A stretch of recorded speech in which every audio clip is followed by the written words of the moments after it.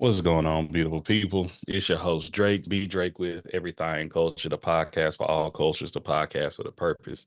Our mission statement comes to the words of Dr. Martin King Jr., which is he believed that men hate each other because they fear each other. They fear each other because they don't know each other. They don't know each other because of segregation. And because of segregation, we have miscommunication. So we created this beautiful thing on the pillars of respect, communication, and consistency so we get to know each other so we can love one another.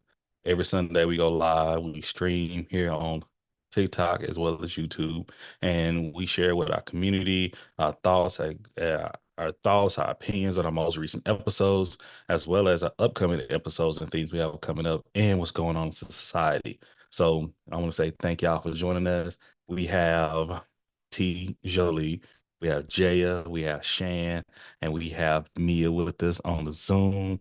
And on the TikTok, we have Mia and was it Shay Marie at the moment. But I would say we share a little bit over here, but we had a real conversation on the Zoom. So thank y'all for being with us tonight.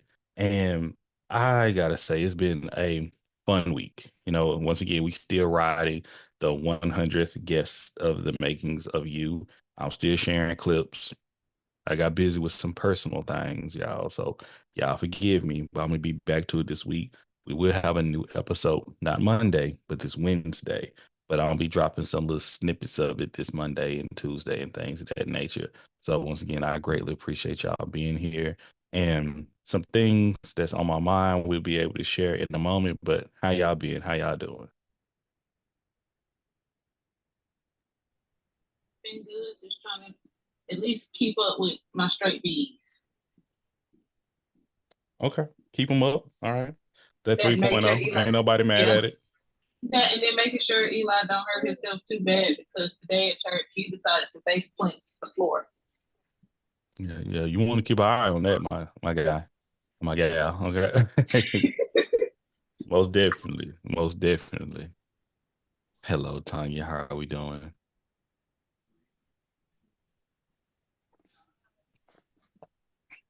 I'm assuming everybody else having a great week. Just checking. I'm doing good. My week was overwhelming. Friday Mm, was like a Monday times 10. I'm mm, really questioning myself on why I'm doing this job. And then buddy. the weekend came and saved them.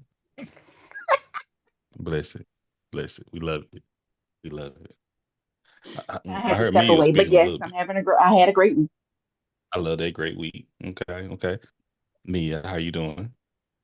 Doing great. I had a very slow, depressing week, but my mother decided to surprise me with a trip. A trip. I'm in Miami. We've been in Miami for 2 days, and then tomorrow What? we're leaving the country. So I'm doing good. Nice. You're doing real good. So it's a, Okay. I knew the Miami part, but I don't. Well, she's in the room right now. I think she's sleeping, but Hey, my oh. she the rest of the trip was supposed to be a surprise, and she went to the bathroom to, I guess, check on some stuff, and she kind of slipped and said one of the locations. So one of them is Cayman Islands, and then there's two other locations we're going. So I'm excited.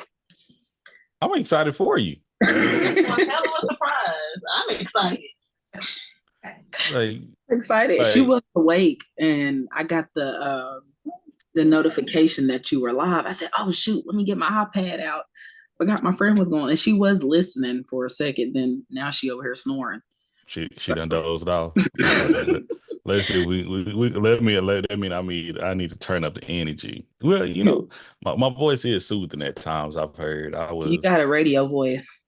That's what I've been hearing. But do I have a radio face? Is what really Like, matters. But I hello, this is digress. Drake after the. No, you don't have a radio face because usually those radio voices, the faces don't match. They don't look nothing like. I said, oh, this is what you look like. No. Maybe I need to those start hitting after some radio dark, station. those after dark like stations. Like, oh, they got a nice voice. Face be toe up when you see him in the light. Girl. Hey, KJ, Kiki. KJ Smooth, KJ Smooth. Is that his KJ. name? The one here in Houston? KJ was Dudley. I'm not saying no names, Tanya. We are streaming right now. You ain't about to. Oh, I'm sorry. Ooh, that was me. This is your gossip podcast, Drake. This Sunday night is the only closest we gonna get to gossip. So Sunday night. That's why I pull up a little bit. Thank you for the lights, Kiki. We pull up a little bit. We chop it up. This is the opportunity for y'all to chop it up. If y'all want to talk, that's why I be trying to say what topics y'all want to touch on, what y'all want to give. You know, a big toe hit, man. Stop. Cause it's crazy that Tanya said it, because that's exactly what I was thinking of. But I digress. But yeah, it's I love that y'all doing well. Kiki, hope you're doing well too. Man, Kiki hit me with a crazy story the other day, but I digress once again. But I was saying shout out to Pepsi again. Shout out to Pepsi. She's engaged. You know, I told her to hey, sometimes ladies, it don't hurt to shoot that shot. You ain't gotta continue. You ain't gotta pass out, but you just get one good time. You know, you can. Yeah, you forget about the YT, don't you? But yeah, she says she's engaged, and I wish the happiness to him. Hope it's the Lord is in it. That's why I would say that I'm gonna step back. She said she gonna send me an invite. It wouldn't be happening if it wasn't for me. But case in point, I'm just happy that they're happy. But man, I'm glad y'all had a good week. I want to start off here. Once again, have y'all voted? Are y'all ready to vote? Are y'all aware of what's going on? Not only within the executive, but also in your local. I early voted this past week too, on Tuesday. That was easy. It was straightforward. I'm glad to see the elderly have voting jobs and positions that they're doing. There wasn't anything funny when I went to go vote. The only thing I was annoyed by is the same sheriff that has been arrested multiple times in my county is still running to be Stop. You said the same sheriff. Yes. Who has been arrested? Clayton County.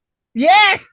Okay. I know who you're talking about. I want to know why he's still running, why he's the only one on that ballot, and I refuse to vote for him. So where it said to put the vote, I put NA. I did not vote.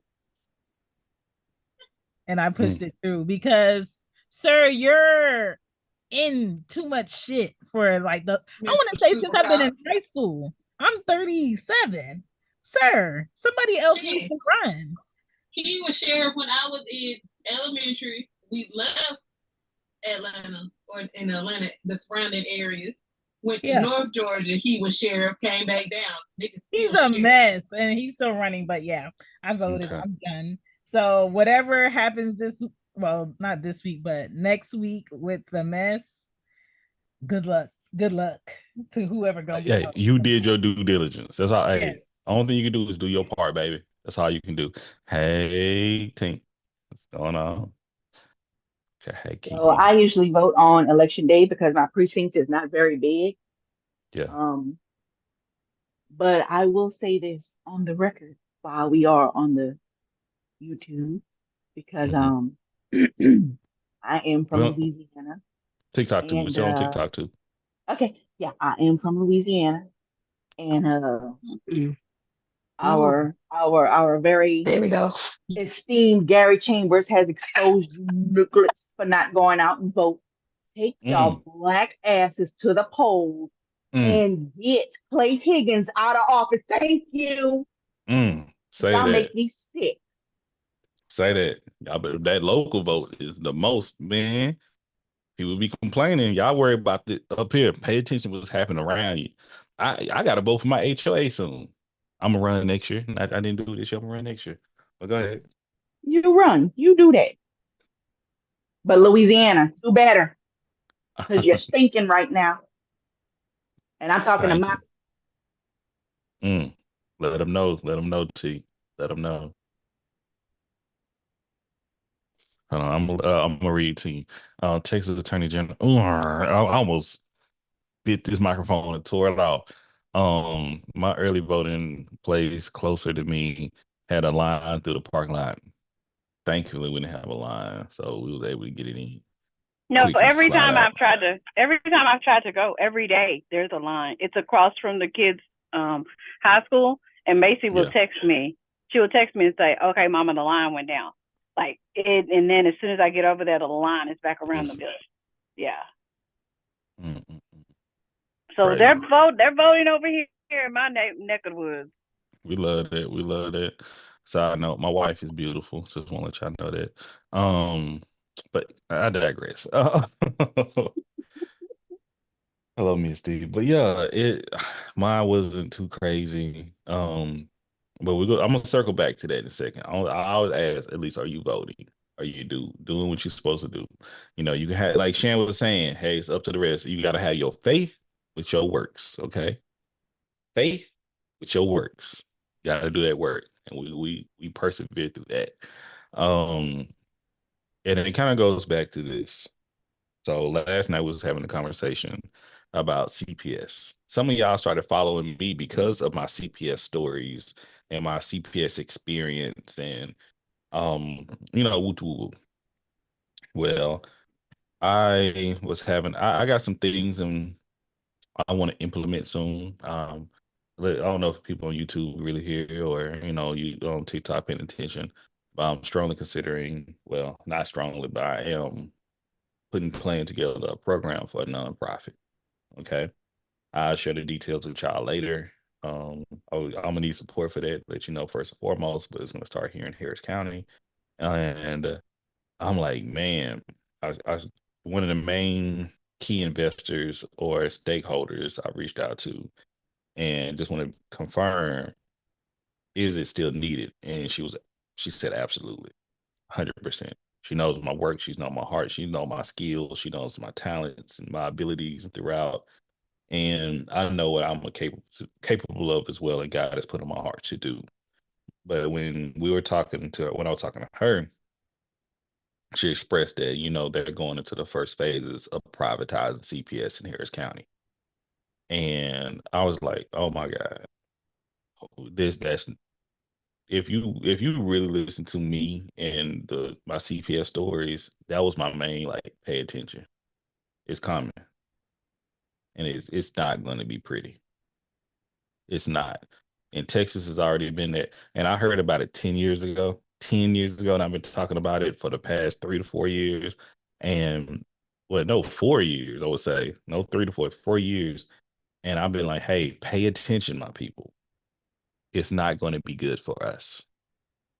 Believe that. We have to be active. We have to be proactive in seeing it. But it's not to the point we can't be proactive. It's here. And that's why I said with this program, it's going to be needed even more, because it's going to be hard to, one, return kids back to the parents. Two, if the kids should not go back to the parents, it's going to be difficult to place them with relatives. Really, the main thing is they're going to keep these kids stuck in the system so that system can make money. The term $1 million child is real. It's worried, and what worries me quite a bit. When I first moved back to Houston, I did a collab episodes. I did an episode with Ridgemont Four Finest. I was on hers, she was on mine. We did it in the same studio together. That studio is no longer open, so I don't need to shout out that name, but a great person, great individual that put it together. And when I was on hers, we had a conversation about CPS being privatized. She's an educator, and she's very pro and strong with her opinions about protecting the children. And knowing, even, she's been a teacher, a lot of these places that, I know she has a place now, but she's not through the previous place. You know what I mean? Right. Yeah. But the concern is, someone reached out to her, and I gave this placement, this agency, a compliment. But this is the agencies that are to the point where they are going to be privatized, where CPS is like, the people will have, like, for instance, if you had a relative in foster care and you wanted to have that relative, you have to become a licensed foster parent through that agency before the children be placed with you. All right. And when I said, they're privatizing the system, everything I'm saying now, keep your head up, be aware. So one of the representatives reached out to her and said, I was inaccurate. They're not privatizing. It's not happening yet. And my response to that was bull. I'm like, no, don't.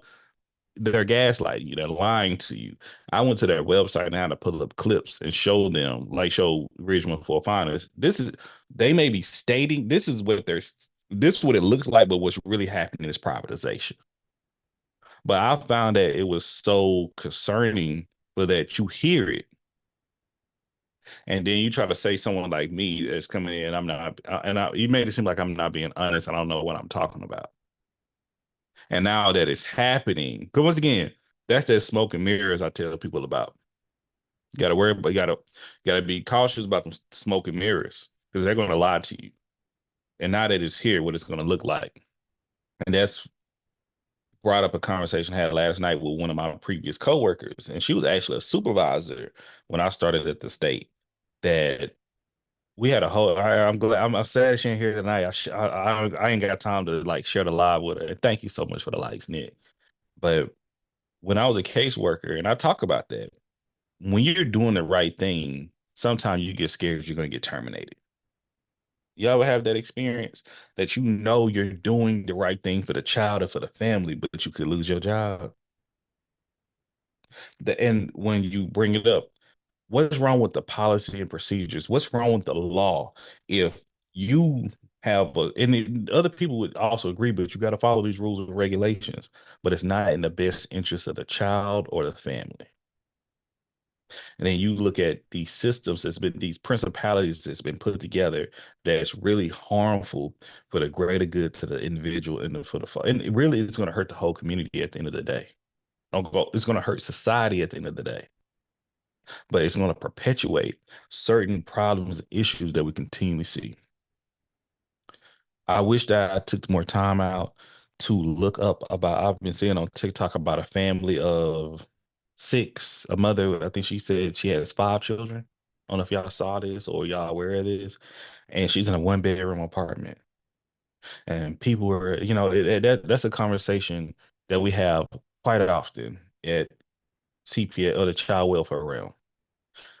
When we got to talk about poverty, what was it where somebody used eugenicists? We got to talk about the system in total, but the mother trying to make it work. We have to be careful. Eugenics. We got to be careful. We got to be careful because y'all are talking about this on TikTok and making these videos. And I think it's not reaching people, but it's reaching people. Okay.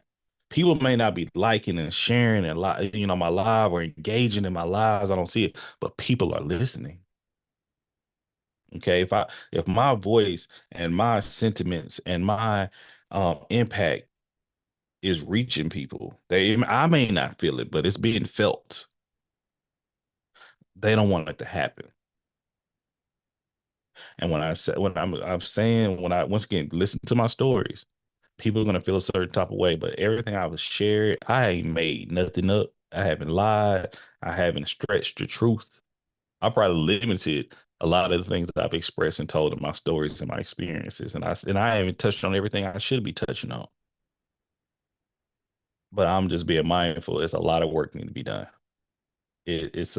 Everybody doesn't have a caregiver or mom like Mia that's just going to scoop them up for a surprise trip. That's a beautiful thing to have. Everybody don't have a mom like Tanya that's going to get them involved and give it back into the community. Give them stability, give them that love. That I always tell y'all that sacrifice of a mother. Everybody is not like kids that go put them in dancing. Everybody's gonna be like Shan that's gonna teach them boundaries and love and personality and being an artist. Everybody gonna be like T and is gonna put them in check and let them know and give them that stability. Same thing with Jaya. All y'all have something that a lot of folks don't have. And when you're in that system, you become a number. And if you hear me when I'm talking about with my CPS stories, my CPS cases, I hate saying the word cases.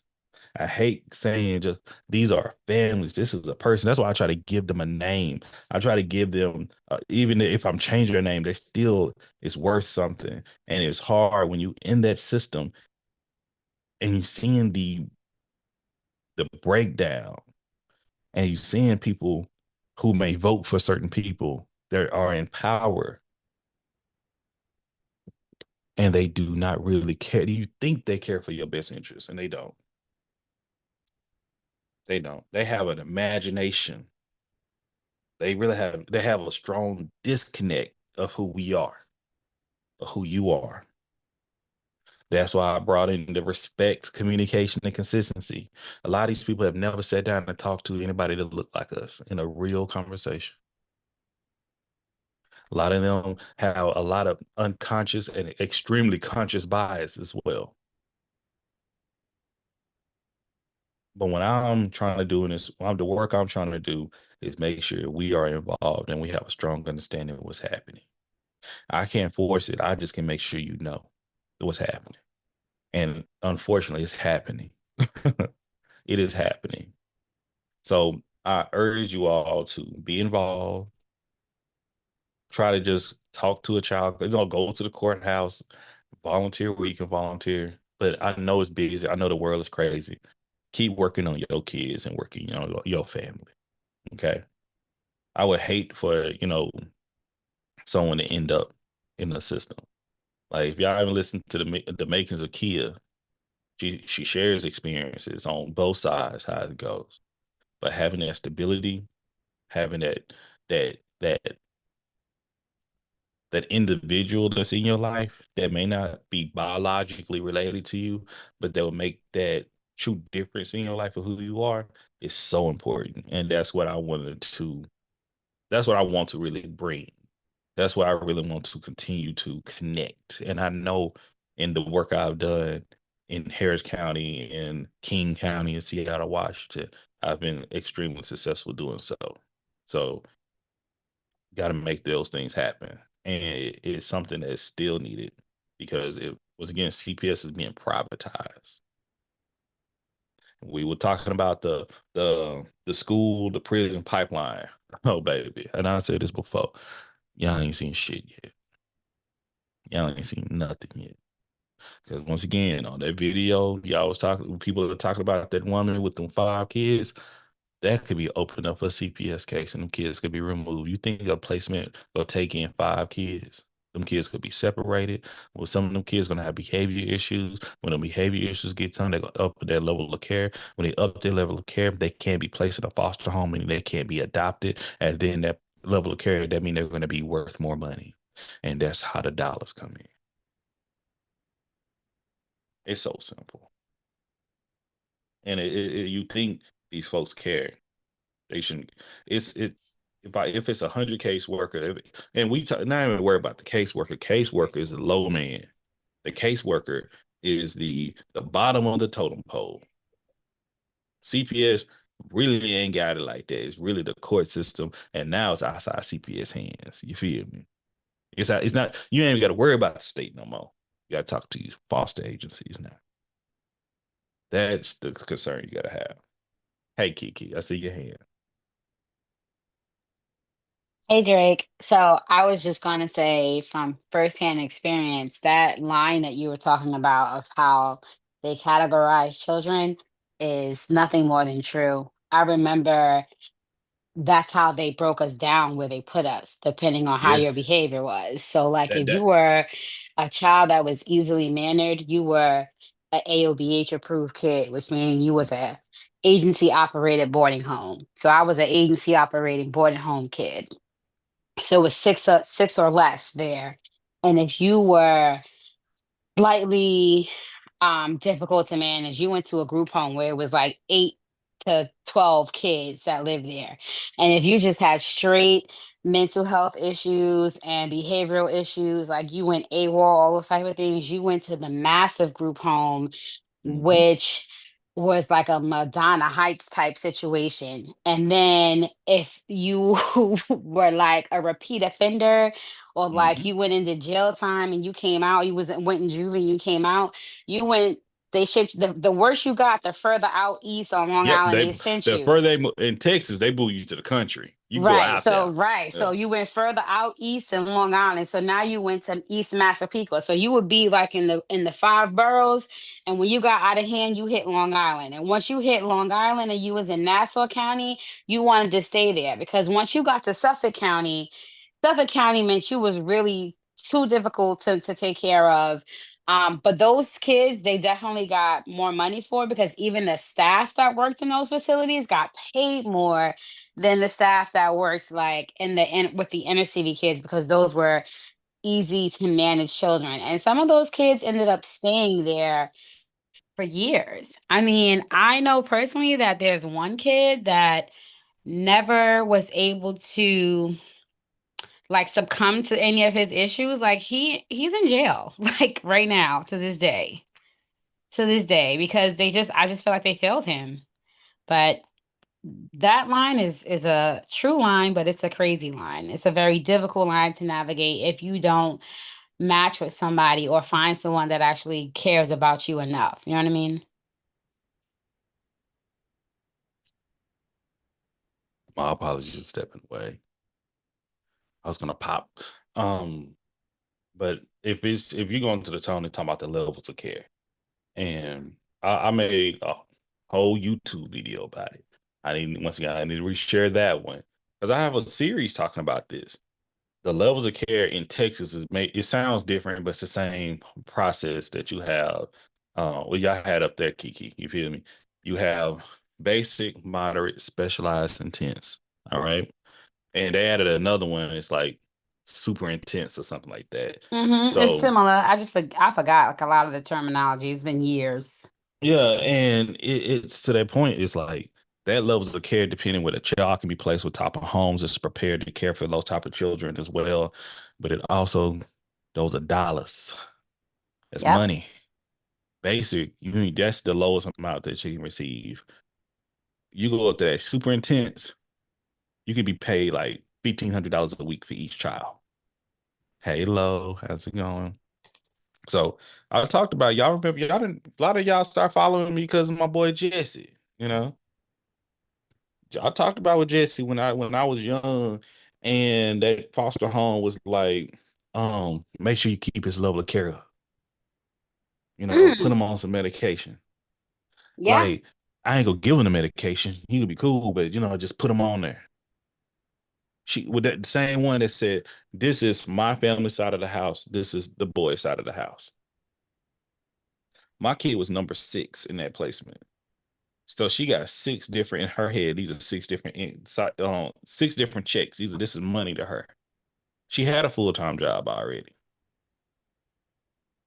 She dropped, like, once again, heartbreaking. And a lot of people is like, at least they have somewhere to go. Being a caregiver is more than that. Absolutely. But on the other end, it's unfortunate. A lot of these kids do have behavior issues, and a lot of people don't want to take them in. But just and that was my thing, and that's what I said. I once again said that it hurt me because I knew the work that I try to put this. I served as a person that truly wanted the best interests of the child.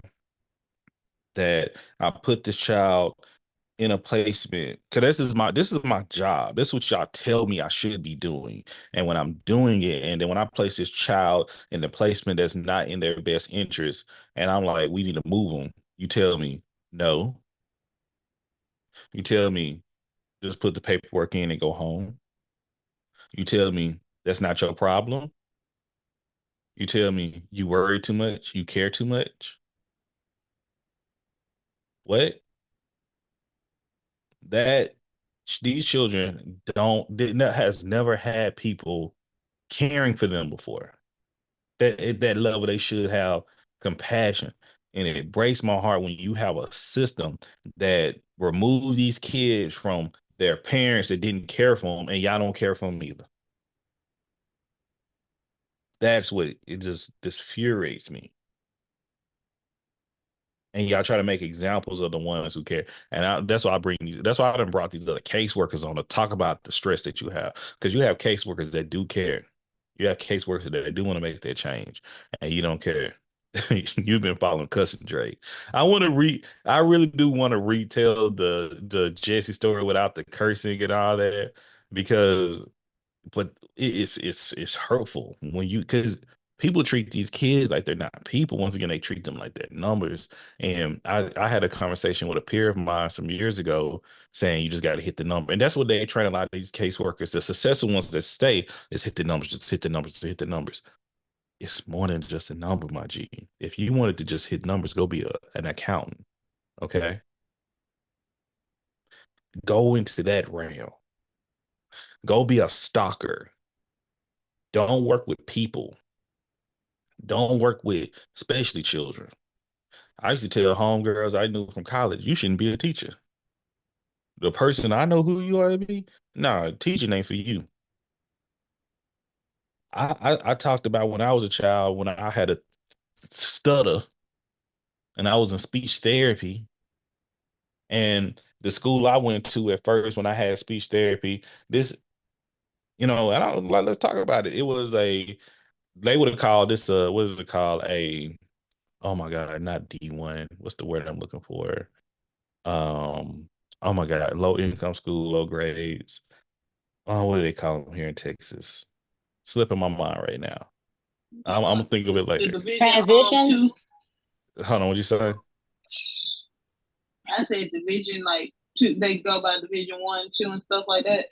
Division usually about sports. This A was transition school. I wasn't hey, it wasn't a transition, but I can't think. But mainly, I was in the first, second grade, and while I was in the first, second grade, predominantly black school, and the crazy thing, my uncle was the principal there. But the thing is, I would go to speech therapy, and it used to be a black woman. She would bring us in the cubicle, and she would let us play games, Legos, and all that. Hey, Court, and she would sit back and she would just read Jet magazine or Ebony magazine the whole 30 to 45 minutes. And them 30 to 45 minutes seem like forever back in the day when we was children. But that was speech therapy to me. When I'm going to speech, I'm just about to kick it. I'm about to have, it's like another recess I had. It was me and one other boy by the name of Todd. Crazy that I remember all this. When my mother put me in the predominantly white school in a different community that we were zoned to. When I was pulled out for speech for the first time, this white lady had me moving my tongue, rolling my R's, doing all this. I'm like, hey, this speech, we supposed to be playing. What you doing? You got me over here working and reading and trying to write. What did you got me doing this for? But it helped me. That's the change we got to make. I'm sorry. Yes. So are you saying you was in like occupational therapy at school, right? For speech therapy. And whatever your school was, and you were playing? Title I, yes. And we were playing from first to second grade. Wow. Went to a different school, third to fifth grade. That stuff was gone by the fifth grade. I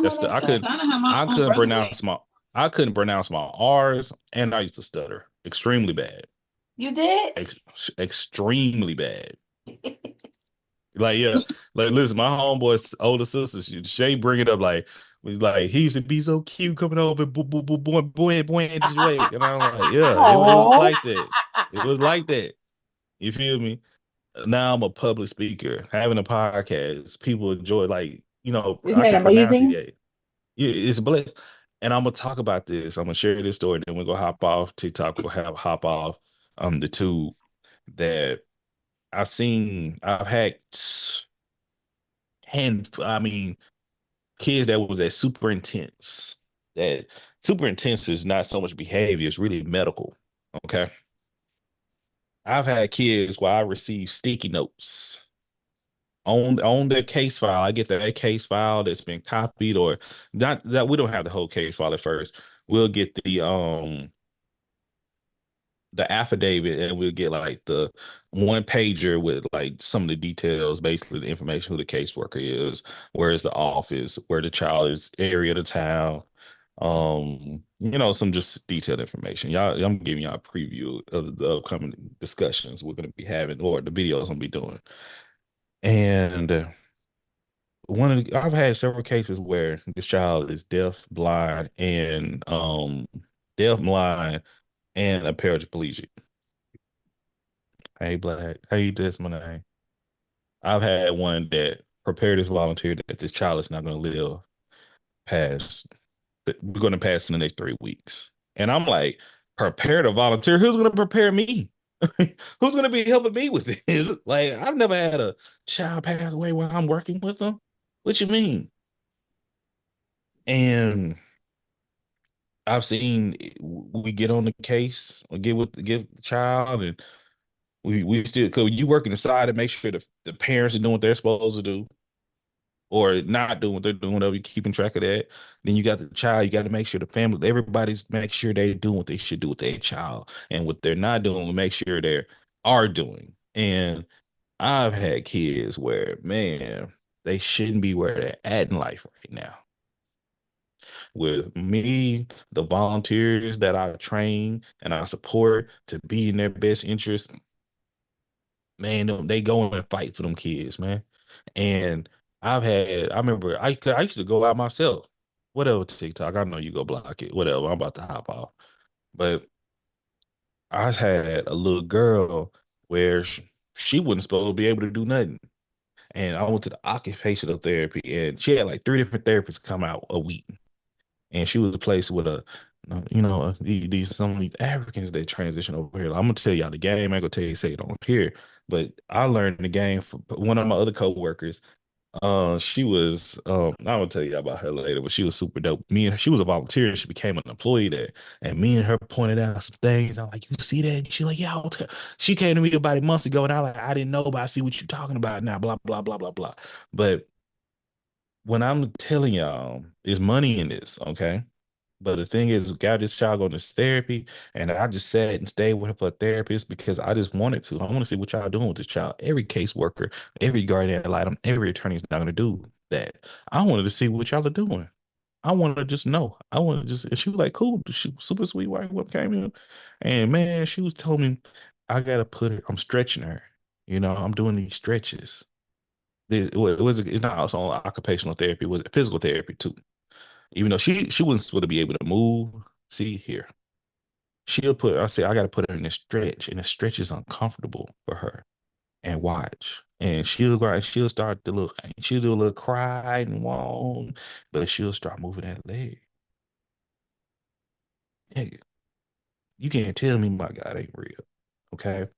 I've seen where kids that went through so much neglect, and they're in, what's the word, on they're part of the spectrum, or kid had a helmet, his eyes were, what I could say cockeyed, but that's not the correct term for it, and all these issues going on with the child.